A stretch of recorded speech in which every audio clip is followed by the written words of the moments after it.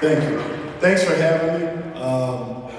Honored to be here, really honored to be the head coach at University of Pacific, and my family has embraced Stockton. We've had a lot of fun with Coach Stoudemire, and been able to do some things and turn the program around and be really respected in the West Coast Conference. And we're excited about that.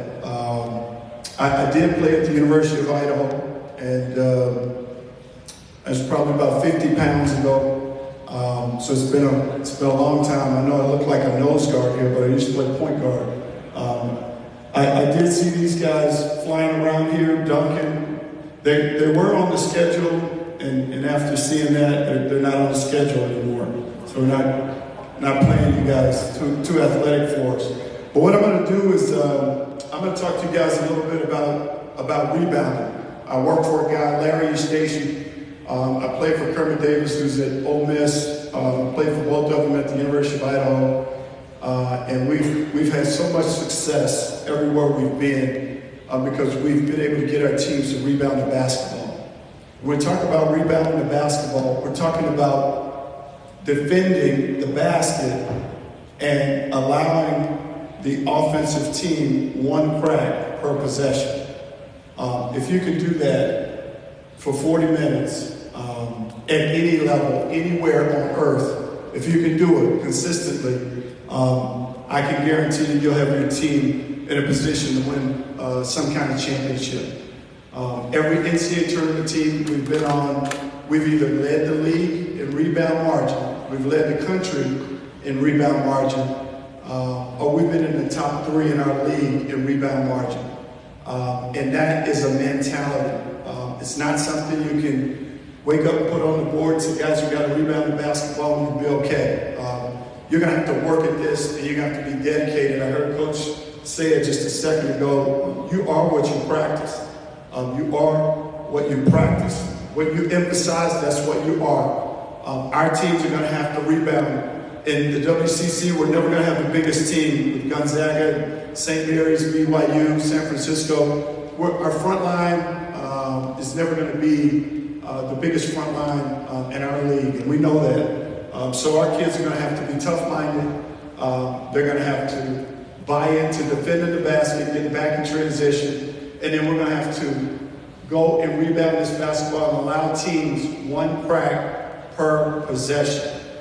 That's all it's going to boil down to. That means you got to get down, you got to get in stance, you got to defend as a group of 5, you got to contest shots, and when that ball is shot, you got to have 5 guys committed to going and rebounding the basketball, okay? So I'll take you through some of the things that we do. The first thing we do every day is we tell our kids, we're preaching it like it's in surround sound. Everything we're doing with 2 hands, everything. You pass, you catch,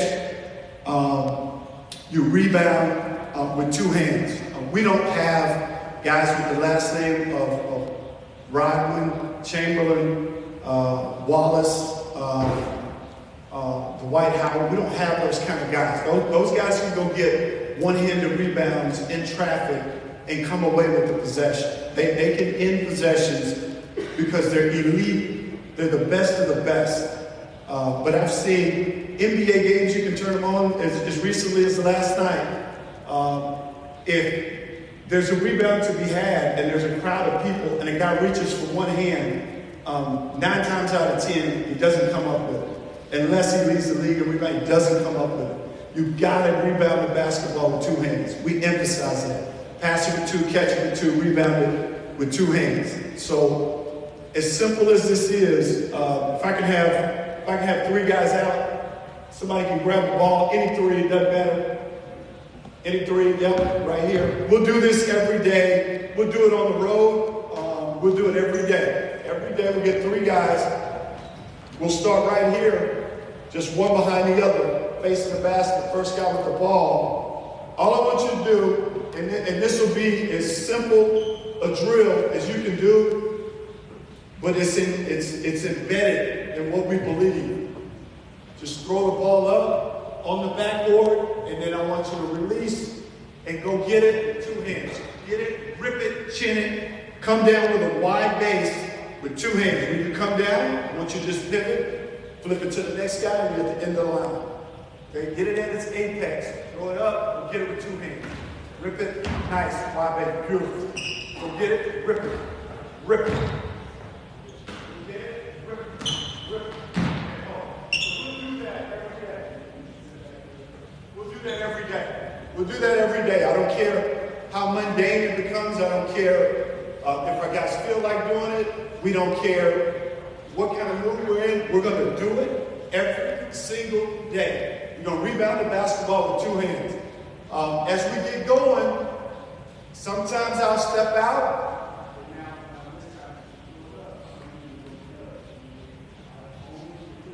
So make sure. Now I'm going to touch him when he's in the air, but he's going to do everything exactly the same. When I touch him, it's going to move him slightly, but he's going to rip this basketball and he's going to come down with a wide base.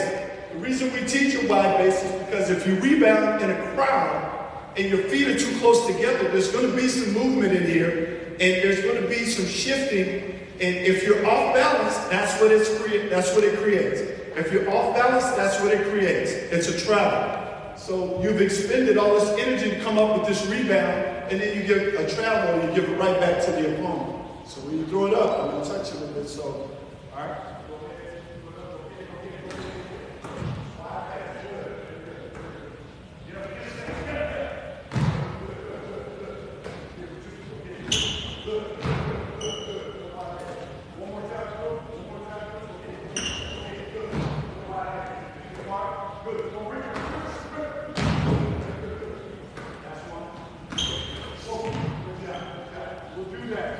We'll get our guys used to getting contact when the ball goes up and you're in a crowd.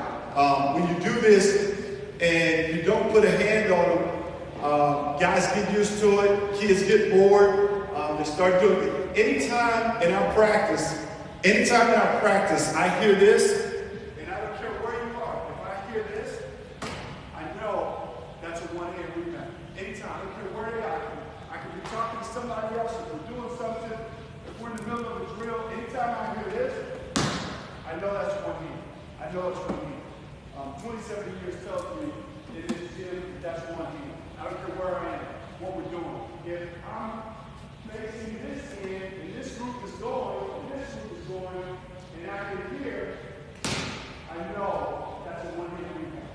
No good. Do it again. Two hands. Everything that we do is two hands. Everything is two hands. Rip it with two. Rip the rebound. I want you to grab it and squeeze it. Squeeze this basketball. So when you come down, you rip it out of someone else's hands. You turn. You have the space. That is legally your space. You have it. Anybody invades that space, it's not this, it's not that, but you have this space. You have it. Go in. Okay, go in. All right. If you don't rehearse this all the time, guys will grab the ball and they'll have it like this, and any kind of contact that's coming out of there, it's going to come right out. So we're really diligent about it. All right, we're really diligent about it. Okay. Next thing we'll do is we'll say, okay, after everybody's gone through twice, we'll say, okay, over the back. So first guy will be about right here. Second guy will be inside this line. Okay, now the way he does it, the way we do it is you got to give him some resistance. So it's like a blockout. This has already started like a blockout. Okay, you're ending a defensive possession. So it's like a blockout. That means he's got to get a wide base. He's got the ball, but he's got to get a wide base. Now, I'm going to do everything I can to put pressure on him. Is this ball is in flight coming off the rim or the backboard? And when it goes, I'm going to put pressure. Now, he's not going to let me nudge him all the way under because if I do, if he's a guard, especially guards and bigs, you need a rebounding area. If I nudge him this far under, now he's trying to get a rebound area. If this ball comes off the rim and it has any trajectory on it, he has no chance to get it.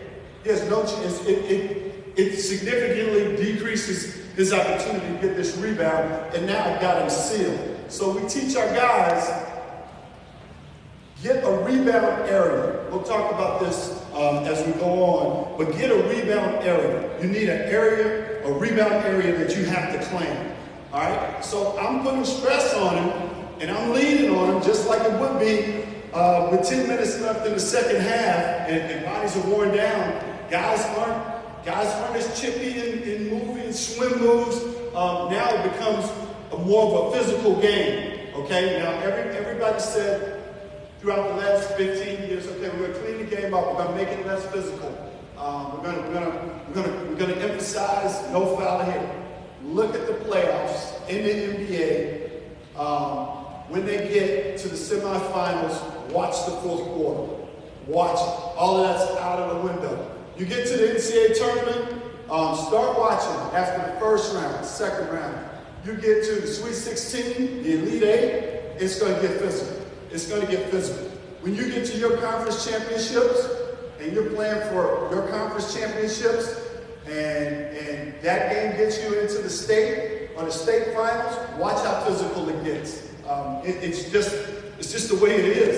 And we're okay with that. And we want our guys mentally conditioned. When those opportunities come, you're going to have to answer the bell. And if you're trained to do it, it'll be second nature to it. So he's going to get a nice wide base. Now, I can't jump anymore, but when he throws it up against the backboard, I'm going to go with him, and he's going to maintain this blackout, but then he's going to release and go get it. When he releases and goes and gets it, I'm going to go with him, and I'm going to reach over his back. Okay, I'm going to reach over his back, and he's still going to rip it just like we do when it's 1-0. Okay, so you'll be holding me. Okay, boom, and then you would throw it against the backboard. Boom, and then boom. I would be over his back. I can't do it anymore. You go over his back a little bit. We know it's a foul. We're exaggerating a little bit, but you go over his back. You don't want to hurt him, but you're just going over his back, pretending like you're crashing. Okay, and then you're going to rip it the same way. So boom, boom, boom. So you want to jump with him. You want to jump with him. So when it goes up, it's like you're over his back, and then you give him space. That makes sense?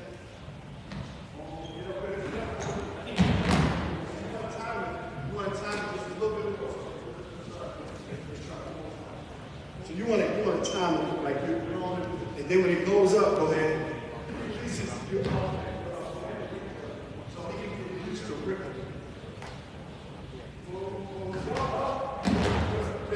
It'll be something similar to that. Okay? It'll be similar to that. Now, what happens is, I use this term a lot. Let's say Steve and I been teammates forever. We do this drill every day. So Steve kind of nudges me a little bit. This is about, start January, we're tired of doing it. And Steve will give me what I call the brother-in-law treatment. So he's kind of going, but he's not really going. He's kind of going a little bit, just 3/4 speed, but he's not really going. That is what will make me say, don't brother-in-law, don't brother-in-law. Take it again, so I'll have the same guy go again until I feel like, it's done right. I say, don't brother-in-law, don't brother-in-law. And you're not his brother-in-law, you're competing. So try it again. Get him. Good. So that's what we're looking for. We're looking for opportunities where eventually you break down and you think, one hand is good enough. So we have him go again until we do it. He gets it with 2 hands. All right? So one more time. Rip it with 2. Rip it. Beautiful. Good. And then you would give the ball to him. You would return to the back of the line. And then the drill would just keep going. Okay? So any questions on this drill? Because we'll do this every day. We'll do this drill every day. Do it every day. And it's a good drill. And it keeps the fundamentals of rebounding right where you need them to be. Any questions about that? And I'm gonna explain to you why I think it's a great drill. Can I have 5 whites and 5 5 blues, please? Blue, take it on offense. Get in any alignment you want to get in. Give me 2 queens. and a point. Yeah, it doesn't matter. Yep. Give me a post. Because here's what happens in a game. Yep, we're good. Here's what happens in a game. All right. So if the ball is reversed, boom, freeze. What normally happens? Absolutely. We'd be pulled over. We'd be pulled over right where you're supposed to be.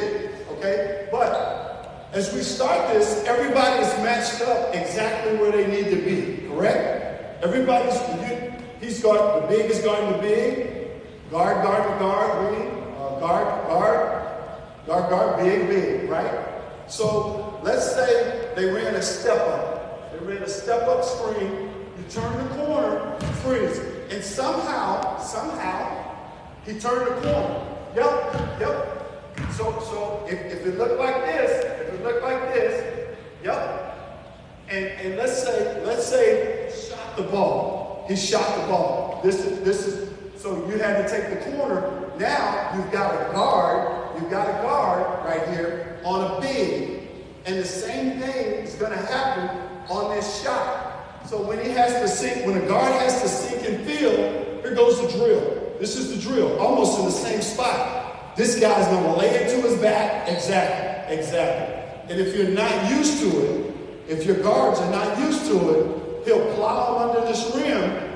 He'll plow, go ahead, let's just say it happened. Yep, he'll plow him right here, and the ball will be shot, and he's going to go get this rebound and put it right back. Because you got a small guard and a big, and he's not used to fighting here, getting this block out in the game and not getting rooted underneath. Okay? Thanks, guys. Thank you. So we say this. You guys sit right down. We need you in just a second. We say this in this drill. This rebounding drill. Okay? Let's have the same three out. If I can have same three out. We say this. The low man always wins. The low man always wins. You play this game from low to high, not high to low. So when you're blocking out, you're gonna throw it up. Yeah, right there. Freeze, right there. We say the low man always wins. You don't have to be that low. When we say the low man always wins, the lower you are, if a guard has to block out a big, the less resistance you're going to get. Bigs do not like you around their knees. They don't like you. Big guys don't like guards around their knees. So the lower you are, you'll make a big guy kind of pick it up. He'll pick it up a little bit and he'll figure out something else. So the lower you are in the block out, the better your chances of getting that rebound. Okay? All right. So the next thing we'll do a drill that we call 3-on-0. I'll say 3-on-0. We'll have three guys right here at this basket. It doesn't matter the spot. Boom, like this. Okay. So we'll use different baskets, okay? We'll have a basket here, basket there, so we don't have a line waiting. All right? And then 3-on-0, 3-on-0 rebound. Here's what we'll do. We'll have one player right here with his hands above his shoulders. We'll have this player right here. He's got to read the flight of the ball, but he's in the middle because the coach will be right here with the ball. Okay? And then we'll have the third player will be right here, and his hands will be above his shoulders. All right? So the coach will be right here with the ball. We'll put 30 seconds on the clock. And then the minute I shoot it, these three guys are going to go rebound this basketball. Okay, they're going to go rebound this basketball. If the ball is on this side of the rim, you're going to leave your area, and you're going to try to come get it from this player. You're going to try to come get it from this player.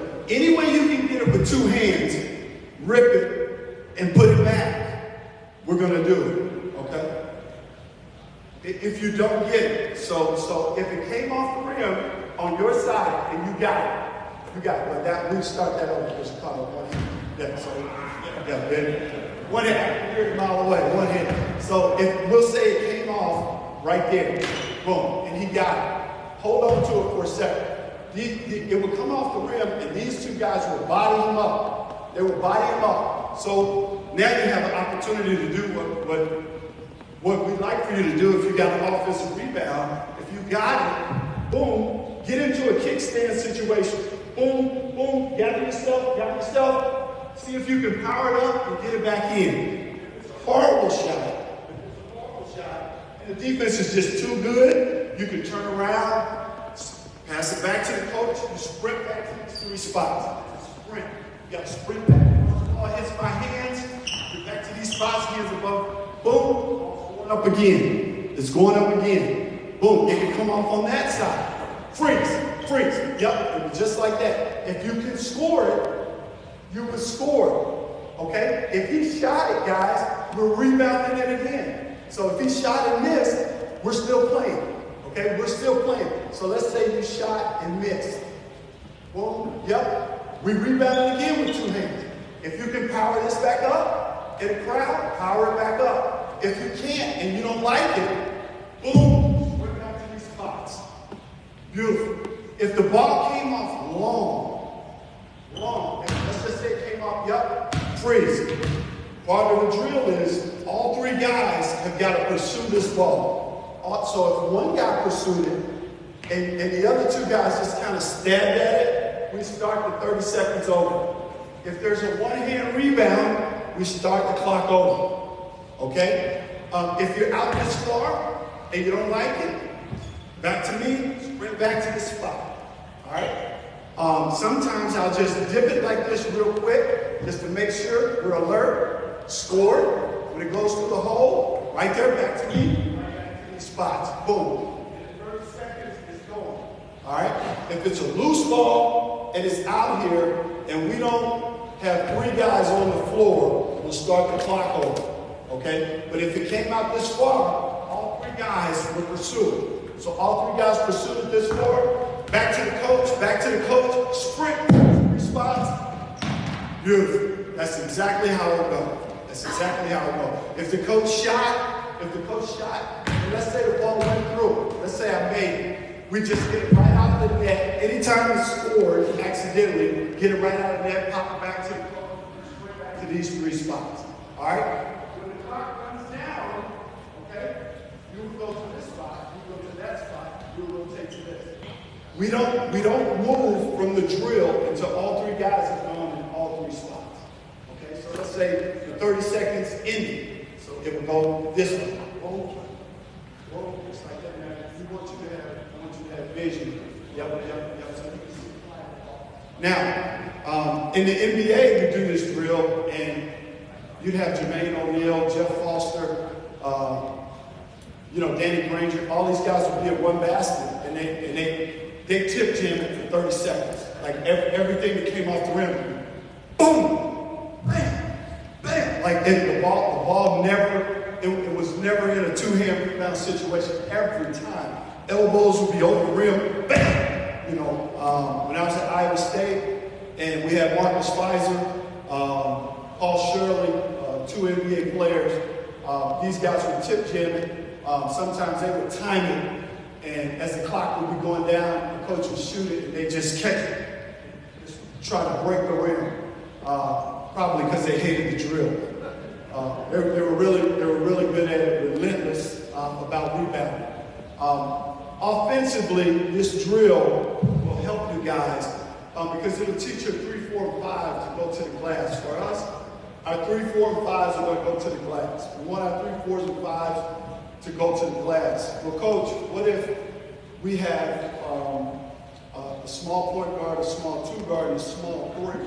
Well, for us, our 4 and 5 will be going to the offensive glass, and then we just have 1, 2, and 3 back in transition. We get a top and hole, and our 3rd guy will get straight back to his man. Okay, we wouldn't send a small guard to the offensive glass because it just doesn't. The numbers say that he can't get enough offensive rebounds that it would negate what we give up in transition. All right? So we do this drill. We do it every day. All right? We do it every day. Well, not every day, every other day. Now I hear a lot when I do these clinics. A lot of times coaches say, "Well, Coach, what about injury? What happens if a guy gets hurt?" And usually my reply is, Well, how hurt do you feel when you lose a game off a tip-in at the buzzer? Tell me how hurt you are then. How does that feel? Because I know as much as we work on it, how many times that's happened to us throughout the years. I would rather deal with the guy getting better than us losing the game off not rebounding the basketball and not blocking out. Okay? It's that important. This last drill, if I could have three blues to go against these three whites. Last drill I'll give you, and this gets really physical. This is a drill that you want to do sometimes. You can't do this drill every day. Like when you're starting your season, if you're incorporating football players from other sports, maybe coming in late to the team, kids playing other sports, this will help your guys in terms of just having a physical base. If I could have, let me keep white on D. And then blue would be on offense. So we have this drill, and we will put all of our principles defensively into this drill. So stance, vision, contesting shots, containing penetration, not letting one split two off the dribble. So we will keep all of our principles intact when we do this drill. So the coach can start it right here, all right? So for us, everything in the post will be an automatic front. So we started with the front, yep. So now offense, you can go set a down screen. You can go set a down screen, come up, boom, and we can start it right there. The coach can enter it right there. If you don't like that, you can come set a screen right here. You can come over the top, you can come over the bottom. We're just looking to enter it, boom, and then we enter it. You can turn face, you can duck in, okay? If he's backed off of you, you can take a shot, but you got to contest it. But when this ball is shot, the same thing, just everything that we just worked on, one-on-one, build up to this 3-on-0, build up. When that ball is shot, you three are going to go get it. You're going to go get it. And then you three are going to block out. Okay, block out. You got to get 3 stops in a row. 3 in a row. All right, 3 in a row. So if let's say we started here, all of our principles are intact. That would be a front. Yep. You wanted to set a low cross. Let's say you want to set a low cross. Yep. And then you came off. Boom. Let's say it was there. Somehow you caught it. Now we're live. You can set a down screen here. You can pop up. You can go to work here in the post. You can do whatever you want. You can take a shot. This is a pretty good shot. Take a shot. But when the ball is shot, we don't want you to just do this. We don't want you to just do this. Just lean on him, and that's okay. Because then you'll be brother-in-law. Okay? We don't want your brother-in-law. We want you to hit, spin, get around some kind of way. When you shoot it, you got to get around, go get it. You got to try to bury him, spin around, try to go get it. And then everything that we've worked on, creating a rebound area, this is what we got to do. When that ball is shot, then we got to release. All 3 of us can get it with 2 hands. We got to go get it with 2 hands. Okay? So let's say you got white team. Let's say you got 2 stops in a row, right? So the ball's back to the coach. We front there. Boom. Ball's back to the coach. We started moving. Go ahead and start moving. Boom, boom, boom. Boom, boom, boom. Set across. Stop. Yep. Okay, freeze. So you got 2 in a row, right? Let's say he turned the corner, got to the rim somehow. Okay, he shot. Let's say he shot the ball. But let's say he missed it. But you didn't block him out. You forgot to block him out. You had 2 stops. You forgot to block him out, and he got the ball. He rebounded. You would start over at 0. So what would happen is, possession-wise, get back to your original lines, Blue. Get back to where you started. Yep, just like that. So in this line, there will be a group of guys behind him. Okay, 1, 2, 3. In this line, there will be a group of guys in this line behind him. 1, 2, 3. They will give you enough space to where you could use all the floor you needed to use. Same thing with you. There'd be a line right here, okay? So every possession after you had it, you shot it, they got the rebound, or you got the rebound. If you got it, they start over 0. This 3 would be off. The next 3 would be on. Same 3 inside, you got to stay. You got to stay until you get 3 stops in a row. 3 stops in a row. If you got 2, and then you gave up an offensive rebound, or the ball bounced along, guy took a shot, you forgot to block him out, it bounced along, start over 0. Next group in. And this will keep going, keep going, and keep going until you got 3 stops in a row. Okay? Tough drill, 3 stops in a row. So, you may ask, Coach, that's a little bit excessive. That's a lot, Coach. You know, what about practice? How does it bog down practice? It just depends on your commitment to this class. It does, because let's get 5 out. Let's get 5 on 5 again. You get 5 on 5 one more time. 5 whites. Because this is what typically happens in a basketball game. You have to get back in those spots. Get back in those spots. Okay, so everybody's guarding. All right? So the ball is shot. Let's say the ball is shot. When it's shot, okay, free. Everybody free. What usually happens is when the ball is shot, I take it. When the ball is shot, this guy and this guy and that guy, usually, if you don't emphasize it, this is what usually happens. When that ball is shot, we go. Come on. You got it, right? You got it. It was right there. You got it. We're running. We're going. Let's go. These 2 guys end up bearing the brunt of rebound all the time. And then sometimes, if he happens to be pretty good at it, this guy will even do this. He will do this with the ball. So this guy will be like, you're good. Let's go. You're good. Instead of understanding that the possession is not over because he's shot. If you don't participate in this, we can't do that. We will never get there to do that. All of the transition offense, the secondaries, the pin downs, the back cuts, the flip backs, all of it is great. But it's all for nothing. If this ball comes off, leak out. Cheat up. It's all for nothing if this ball comes up and then 21 goes. Puts it right back in. What happened? Put it back in. Boom. Okay? Now what do you have to do? Okay? If the ball's being inbounded and you're going this way, then you got to come all the way back. You got to get in your position so we can outlet to you. You got to come back so you can fill the right lane. You got to fill the left lane. You're the rim runner and you're the trail because the ball's being taken out. Those are habits. Those are habits. When the ball is shot and all 5 of these whites turn, if he sees that this point guard is not going, he's getting back, and he owns this area, he owns this.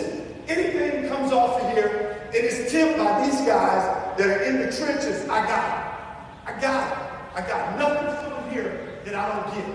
So we can go this way. We're going to give them 1 possession. You got 1 crack at this.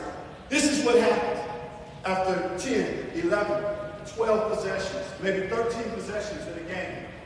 And the coach starts realizing every trip down the floor, no matter what he calls, you get 1 crack. You get 1 crack. One. You get 1 crack. So you run this beautiful set. You run it. Ball's right here. You run this beautiful set. You hit right there. Boom. You cut through, cut to the corner. Boom. We hit right here. Let's just say we hit you right there. Let's say we split. Set a screen right there. Curl it. Come off of it. Looks beautiful. Catch it. Okay. Now shoot it. And every single time, that's all you get. Every time, you know what's going to happen? Your best player is going to start saying, ooh, I was open. Ooh, man, ooh, I shot. Ooh, man, I'm open. So if that's your best player, and he's thinking he's got to make every shot because you only get one crack, what do you think your second best player is thinking? Oh, hell. You know, okay. He's starting to get a little tight. Okay? So now your best post player is getting just a little bit tighter. Okay? Now your third best wing, your best penetrator, he can't get to the paint the way he used to because the defense is so good. But when he does and finally gets a free look, he feels like they feel. And that thing right there, that thing starts to go from where it is, big enough to fit two of those basketballs in it at the same time. I know you guys knew that, right? Did you know that? Okay. It's big enough to fit two balls in it at the same time to now it looks like that. That's what it looks like. Looks like that thing at the fair. You know that thing at the fair where the guy says, step right up, you can make it. I know you can make it. And you sit there and look at the rim and you're going, are you serious right now? Like, show me it goes through the hoop. Show me it goes through the hoop. Because it looks like the ball doesn't even fit. But that's the mentality that allowing teams one crack at it per possession gives your defense. And that's the confidence that your team being gathered. Like every trip down the floor, this offense, the look on their face and their body language, and the look on your kid's face, knowing, yep, no matter what you do, you get one crack. You get one crack. It's contested. Now they start settling, taking poor shots, and here you go off to the races. Okay? I know for a fact, been to the NCAA tournament 5 times. I know what rebounding does. I've been at the highest level. I know what rebounding does. I know it wins championships. And for you players, just remember this. They pay guys millions of dollars just to go get it. Nothing else. Don't let this line fool you. This is fool's gold. It's fool's gold. Some nights, beautiful. A lot of nights, not so pretty. But if you can do this day in and day out, like you got a sledgehammer in your hand, they'll pay you for a long time. Thanks, guys. I appreciate it. Thank you.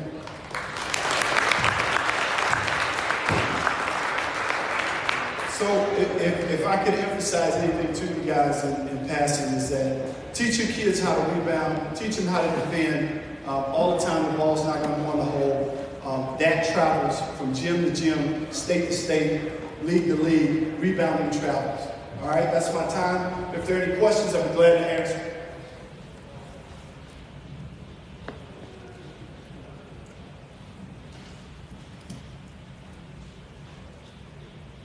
I'll be here all day Sunday, 2 shows on Monday, 5 and 7. 2 shows, got comp tickets, first row. All right? All right, Steve, thank you. Thank you, yeah, let's give Leonard a big hand. So I believe there's a raffle at the end of this. Kenny and Jason, is there a raffle? And well,